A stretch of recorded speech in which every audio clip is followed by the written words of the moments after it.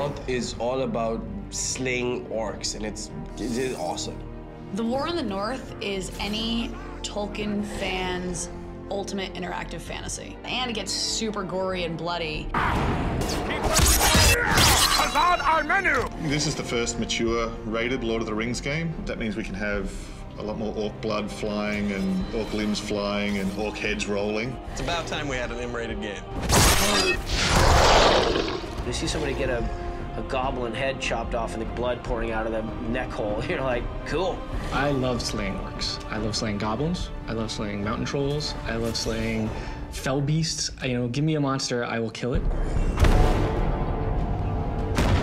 I would always ask, like, so if there are cave trolls, are there other kind of trolls? Well, apparently, if you play this game, you'll come to learn that there are snow trolls, and I'll bet they're not very nice.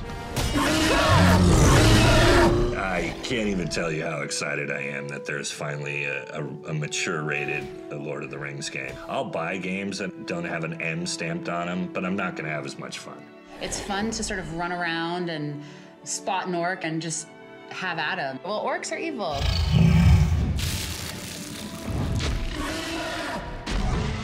It's nice that, you know, I can get on Xbox Live and kill things with my friends. And I can be in my underwear, and they have no idea. The characters have a little gravity to them, a little weight to them, so when they get hit in the kneecap and it explodes their kneecap, you really get a sense of the tendrils and all the things that hang out of the kneecap as the character's falling. You face a ranger now! One of my favorite metal songs called Destroy the Orcs by 3 Inches of Blood, and I would just put that song on and let the orc bodies pile up around you.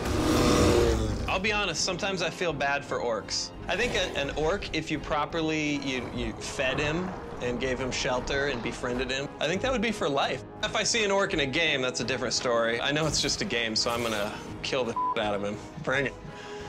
Those orcs.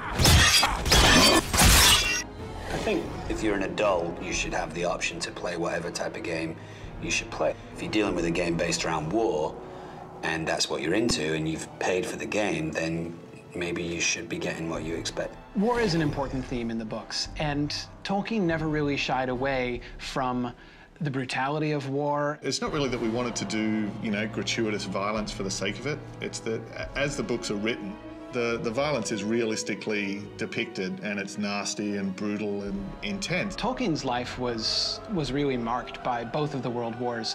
First, the First World War that he himself served in, and then his sons took part in World War II. And actually, while he was drafting The Lord of the Rings, he was sending off chapters of The Lord of the Rings to his son Christopher, who was in the Royal Air Force down in South Africa. Someone was here before us. There was a fight here very recently.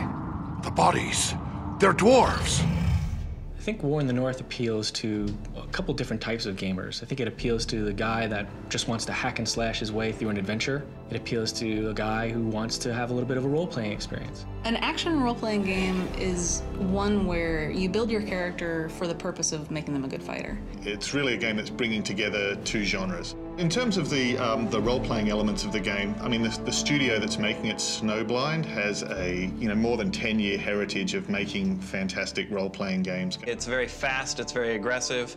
The other side of that, the role-playing side, is it's more than just playing as these characters, it's developing a character.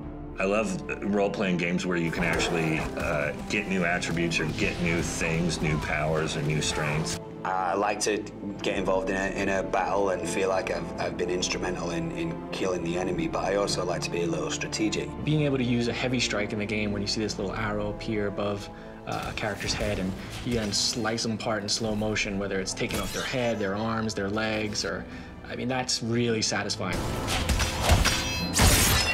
If it's not rated M, why are you playing it, you know? If you're just hitting things and blood doesn't come out, what comes out? Coins? Candy? It's no fun unless blood comes out. Am I right? I'm totally right.